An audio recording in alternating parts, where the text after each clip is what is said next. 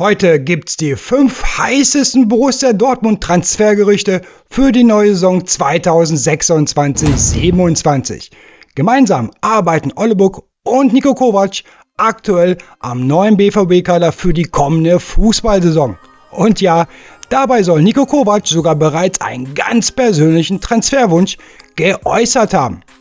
Ja, hallo liebe BVB und Fußballfans, schön, dass du wieder auf Werners Fußballecke mit am Start bist zu meinen Top 5 aktuellen Transfergerüchten rund um Borussia Dortmund.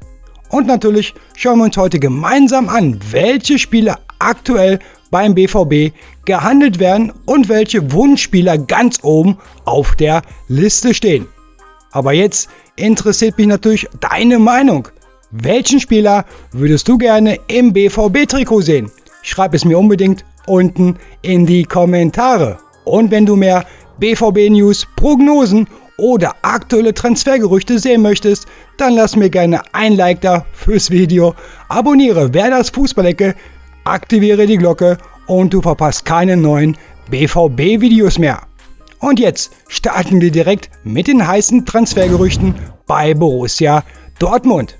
Richtig, Matvei Ponomarenko, der 20-jährige Stürmer von Dynamo Kiew. Aktuell besitzt der Angreifer einen Marktwert von 12 Millionen Euro.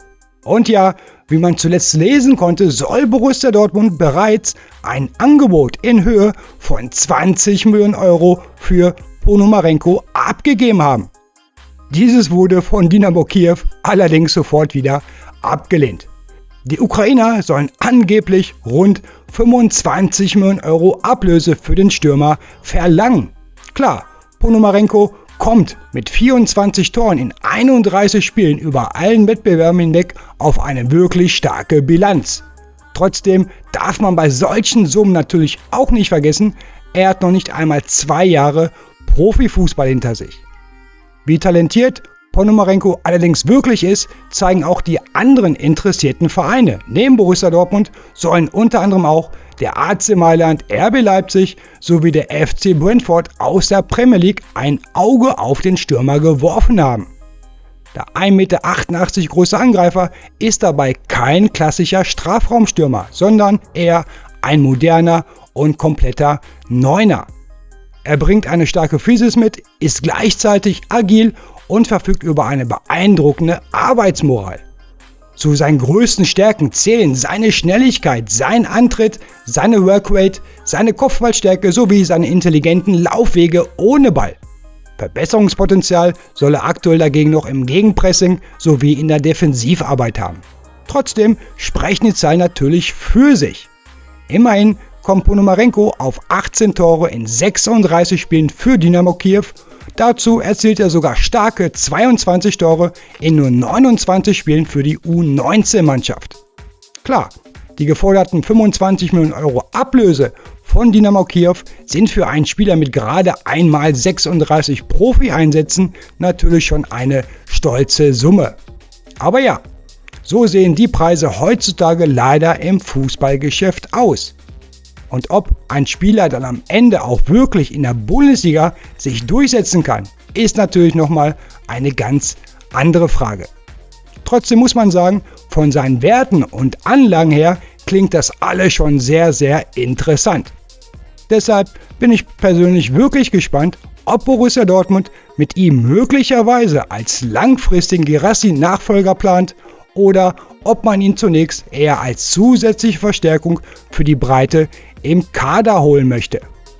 So, und jetzt schauen wir uns direkt das nächste spannende BVB-Transfergerücht an.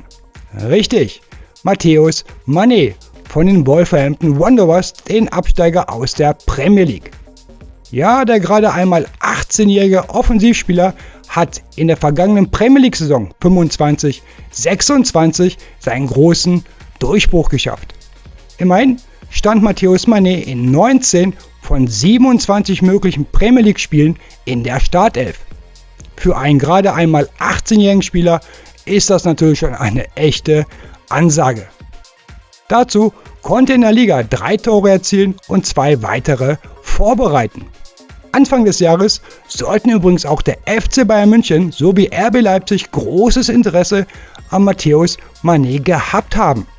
Aktuell hört man allerdings von einem Interesse von Borussia Dortmund und Eintracht Frankfurt. Aus der Premier League wird unter anderem sogar Manchester United als möglicher Interessent genannt. Und ja, der erst 18-jährige Offensivspieler gilt aktuell als eines der aufregendsten Talente auf dem europäischen Transfermarkt. Seine beste Position ist wohl die des offensiven Mittelfeldspielers. Allerdings wurde Mané in der vergangenen Premier League-Saison auch im zentralen Mittelfeld sowie auf dem linken Flügel eingesetzt. Also ja, flexibel einsetzbar ist der portugiesische U21-Nationalspieler auf jeden Fall. Besonders bekannt ist Matthäus Mané für seine starke Technik, seine Dribbelstärke und seinen explosiven Antritt. Gerade im 1 gegen 1 soll er seine Gegenspieler immer wieder vor große Probleme stellen. Gut, sein Vertrag läuft noch bis Juni 2029 und aktuell besitzt er einen Marktwert von rund 20 Millionen Euro. Deshalb würde ich persönlich auf eine mögliche Ablösesumme von mindestens 25 bis 30 Millionen Euro tippen. Und ganz ehrlich, für insgesamt 28 Premier League Spiele mit 3 Toren und 2 Vorlagen wäre das natürlich schon eine stolze Summe. Denn ob sich Matthäus Mané mit seinem jungen Alter dann auch wirklich direkt in der Bundesliga bzw. bei einem Top-Team wie bei dem BVB sich durchsetzen kann, ist natürlich wieder eine ganz andere Frage. Klar ist aber auch, Borussia Dortmund braucht auf jeden Fall noch einen möglichen Nachfolger bzw. Ersatz, für Julian Brandt. Ob es am Ende wirklich dann Matthäus Mané wird, das bleibt natürlich abzuwarten. Schauen wir uns jetzt aber direkt das dritte heiße Transfergericht beim BVB an. Und da haben wir den 24-jährigen Rechtsaußenspieler Anis Hadji Moussa von Feyenoord Rotterdam. Und ja, Moussa spielt aktuell mit Algerien bei der Fußball-Weltmeisterschaft und stand sogar im Spiel gegen Argentinien in der Startelf. Dazu kommt noch etwas Interessantes. Beim letzten Testspiel vor der Weltmeisterschaft erzielte er sogar den 1:0 Siegtreffer gegen die Niederlande. Also ja, schlecht kann Anis Hadji Moussa definitiv nicht sein. In der Saison 25/26 sammelt der Flügelspieler in den insgesamt 40 Pflichtspielen starke 21 Scorerpunkte. Davon waren sogar 14 eigene Treffer. Und das ist natürlich für einen Außenspieler schon eine wirklich starke Bilanz. Moussa zeichnet sich vor allem durch seine herausragenden Dribbelfähigkeiten, seine exzellente Ballkontrolle und seine enorme Schnelligkeit als inverser Rechtsaußen aus. Genau solche Spielertypen sind heutzutage im modernen Offensivfußball natürlich extrem gefragt. Allerdings würde Borussia Dortmund Moussa wohl nur verpflichten, wenn Karim Adeyemi den Verein tatsächlich noch verlassen sollte.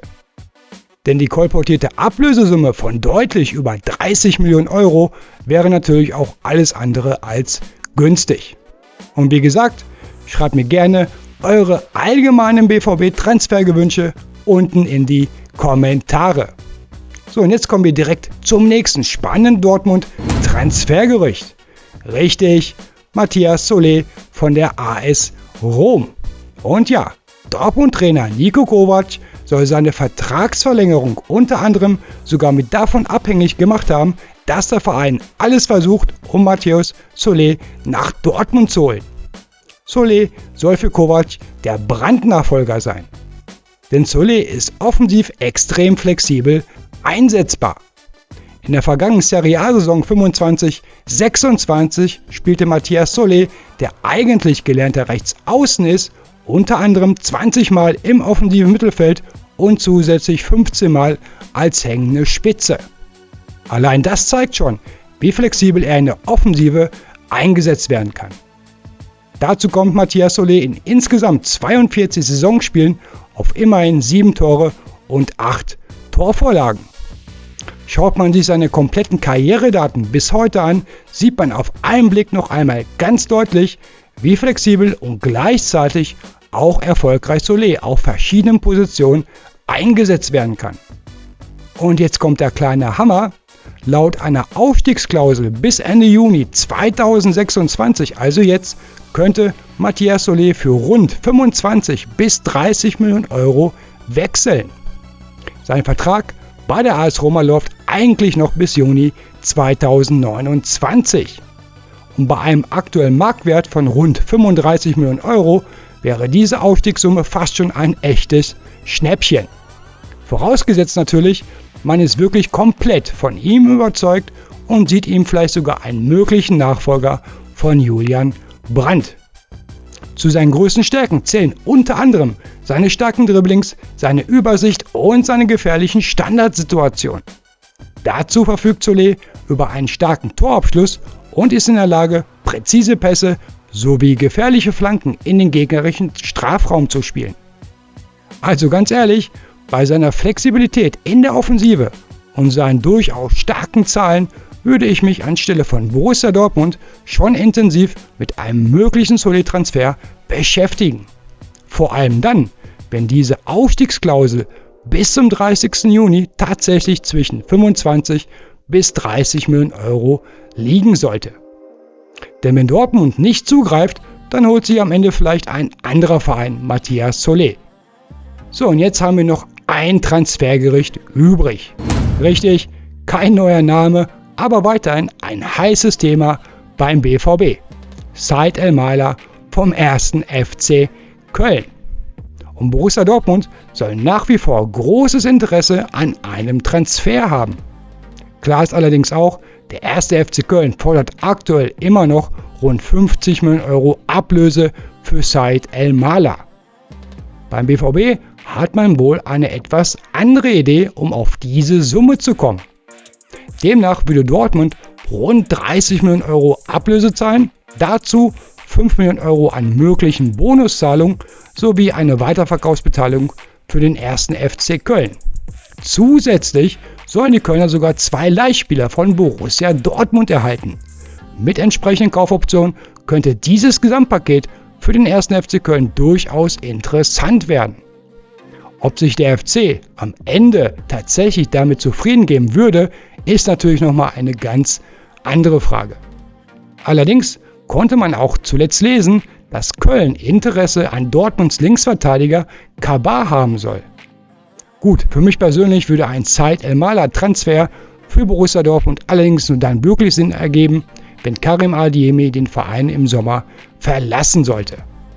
Zuletzt konnte man schließlich auch von einem Interesse von Fenerbahçe Istanbul an Karim Adeyemi lesen. Fakt ist aber auch, Borussia Dortmund und Adeyemi befinden sich weiterhin in Gesprächen über eine mögliche Vertragsverlängerung.